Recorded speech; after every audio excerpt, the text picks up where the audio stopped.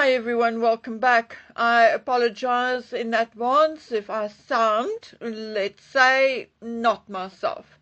I have not been myself for quite a while now, but I have been able to fake it. Well, the fakery have now caught up with me and I'm thoroughly fed up. Thoroughly, right down to the marrow of my bones. The world has gone insane and I'm just following suit. I think there's only so much more I can take, and that, my dear friends, is not much. And in light of that, I can tell you right off the bat that I really do not care. I'm not really even interested in what Harry had to say in that courtroom, because you know and I know that none of it matters. He can sniffle and cry all the way through. He can also lie and embellish and argue with the judge and behave like an idiot, and the judge will still not bankrupt the king's son. The judge will still not let the king's son stew in jail for 48 to 72 hours for contempt of court. So tell me, what is the point of us discussing this entire case over and dissecting it? And there's no point. 9 weeks of the court's time while real crimes are committed out there, where people are hurt and are actually dying. So explain it to me, because I swear at the moment it feels like I'm the only human being who do not understand it. Now please understand, I can be airy-fairy emotional when it comes to children, animals and art, but not in any way ever about right and wrong and the law.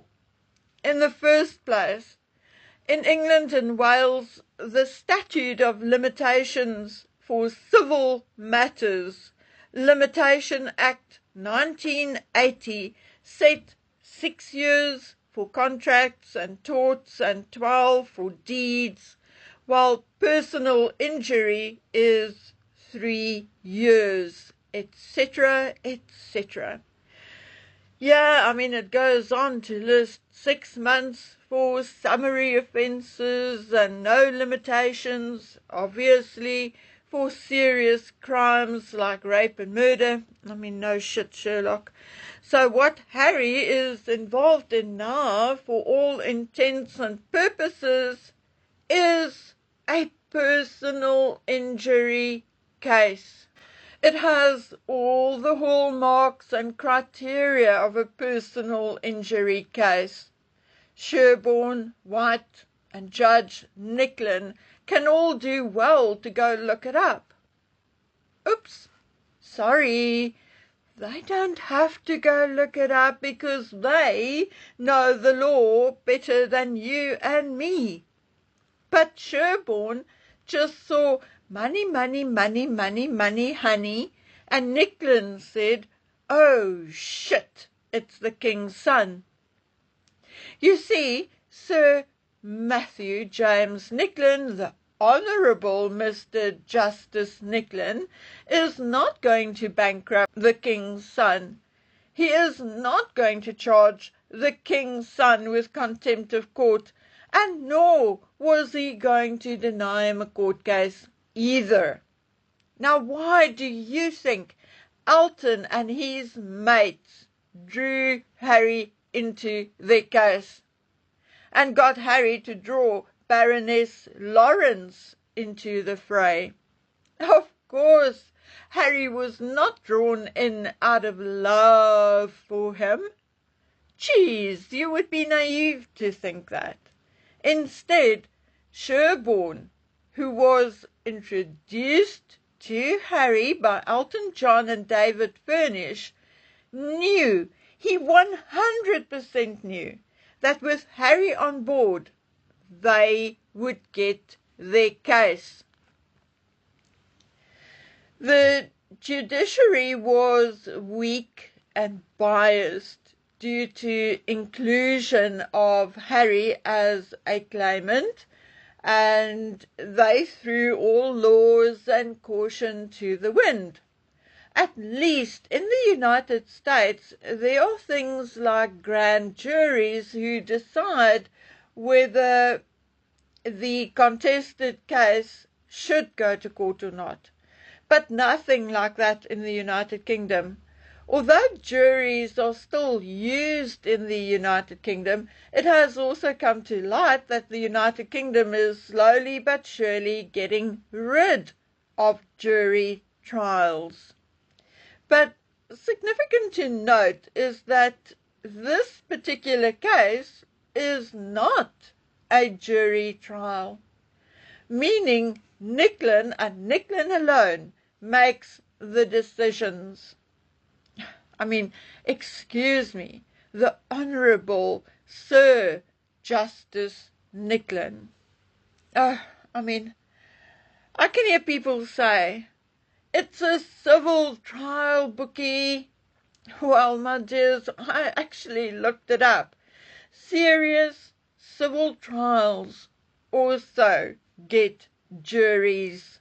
But obviously, this was avoided as far as possible, because no way would the Crown or the court want lowly commoners to decide the fate of a prince.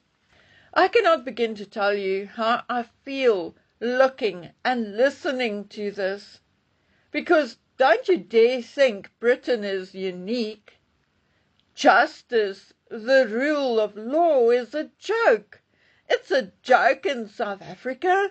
I mean, few examples I think I mentioned before. Someone we knew well in a previous life was killed, murdered in cold blood as a result of money which was owed to him after he repaired someone's car. There were even witnesses, but the case was thrown out. A murder case thrown out. Not enough evidence. Someone steals shit from our yard, looks right into the camera and wears a distinctive jacket. But a couple of hours later, case closed, not enough evidence. A sex offender spends 3 months of a 6-year sentence in prison, but is allowed to rent out a portion of his home to whoever the taker, including people with children. He is also allowed to go sit in a bar and drink. Also allowed to walk around in the streets of a residential neighborhood 1, 2, 3 o'clock in the morning and post about it on Facebook. And no one says a stinking word. And to top it all, a leader of, let's call it country A, gets up one morning and decides, that's it, I want country G. And there are indeed people cheering him on. What about the law? What about international law? It is insanity. It's not about this or that. It is pure insanity. Big or small, there appears to be no rules, no laws anymore. We all do what we want, particularly if you have money or you are born into some, or of course if you are a supplier of some nefarious shit. So yes, Harry and his tears do not touch me. It revolts me. I've gone through every word he said twice, and I've not heard one single word of fact or evidence. None. It's all about feelings, what he thinks and how he feels. He even goes right ahead and accuses A&L of driving him to drink and drugs so they have more to write about. No. What bullshit. By his own admission, He started smoking weed at the age of 12 or 13 at school because other kids were doing it and he wanted to fit in. He also calls a journalist in his book a pustule on the arse of humanity, a female journalist who had the flippin' decency to advise the palace first after she was informed by a mate of Harry's about his drinking and drugging. But what did Pa do? Oh, he passed it on to an aide to handle. What did the aide do? The only thing he could. He asked Harry, and Harry denied it, actually kicked off and threw a tantrum denying it, and being angry that the woman dared to tell on him. Well, she could have just straight away published it. His shenanigans in Vegas. Again, it was one of his supposed friends who provided most of the photographs after tipping off the media. His Nazi costume. That photograph was sent to the media by a supposed friend. Harry needs to realize he's not living in a bubble. The world keeps turning and life keeps moving on around him.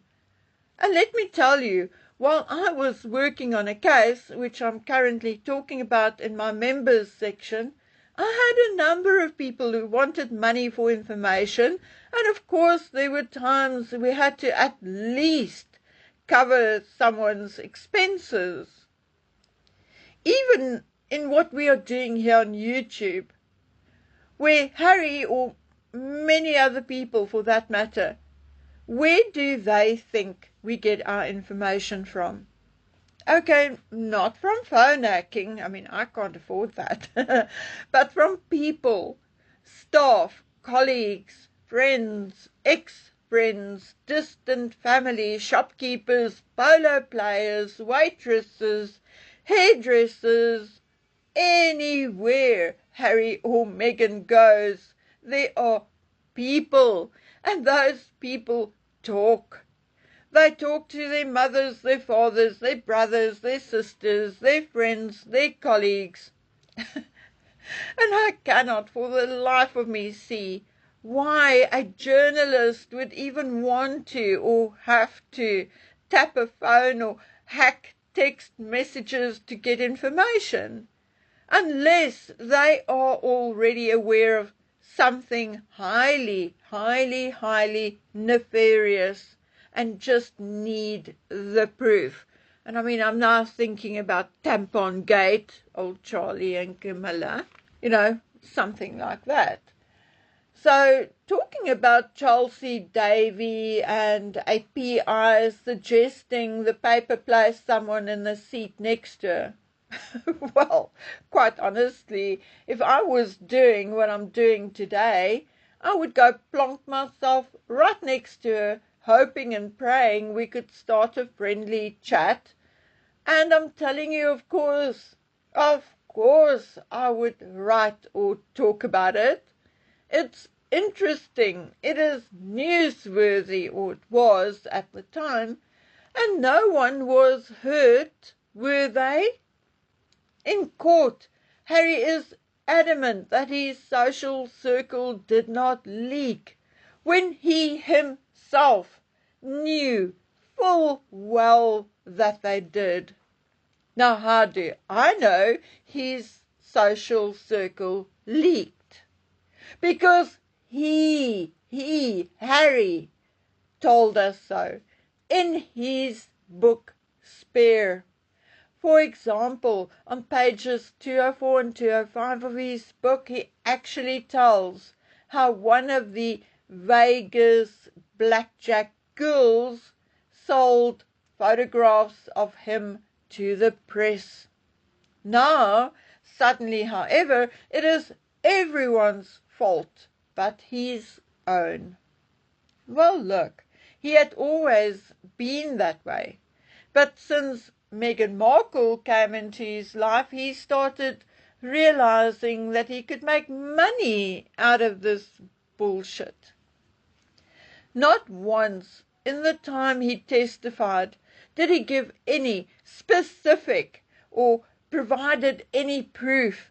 Nothing. Instead, he was argumentative and belligerent to the point where the judge cautioned him.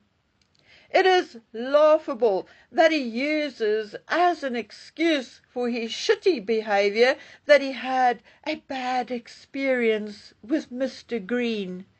Shame, poor Harry. The fact that Mr. Green had you shit yourself a few times has nothing to do with this particular trial, where you have Mr. White instead.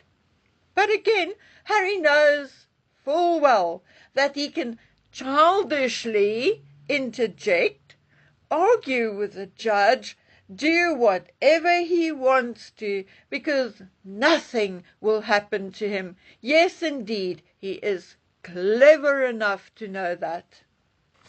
Oh, and before I forget, because he testified about Chelsea and Cressida, he of course had to mention Meghan. Otherwise, he would have been handed his balls on a silver plate when he returned to Montecito. Well, you see, that was yet another mistake which either Mr. White or the judge should have pointed out to him, because this particular case has nothing to do with Meghan. None of the allegations against A&L, the supposed 14 articles, has anything to do with Meghan. It all took place before her time. Yet Harry is allowed to waffle on and on and on without any interruption or anybody cutting him short. And the more and the more and the more it goes on and on and on and on and on, I think Harry and his entire family should be retired to their private estates and put under 24-hour supervision and care. Well, maybe they can leave William, Catherine and Sophie to carry on with their work and their lives. But geez, the circus must end. The longer it is indulged, the more depressed I get, the less hope I have for the future. A future where there's one rule for me and another for thee. And that is how it is. May Harry get a big fat cramp in his backside, and may it stay there like an enema which turned sideways. People, I watched a short video on Instagram this morning. I will try and find it again and I'll link it for you somewhere. This is not the time for us to be quiet. This is not the time to all be small cats. You know what I mean. Stand up. Speak up. Not just for yourself, but also future generations. We need decent, strong people, not drug-addled weaklings, or weaklings, full stop. Okay, guys, my mood is not brilliant. As I said before, if you want to know some of it, or the reason of some of it, I actually discussed it on Substack today. You can go and have a peek. But, you know, otherwise, just carry on. Okay, guys and girls, that's me for the day. I shall hopefully see you all or speak to you all again tomorrow. So until then, please take good care of yourselves and stay safe. Bye.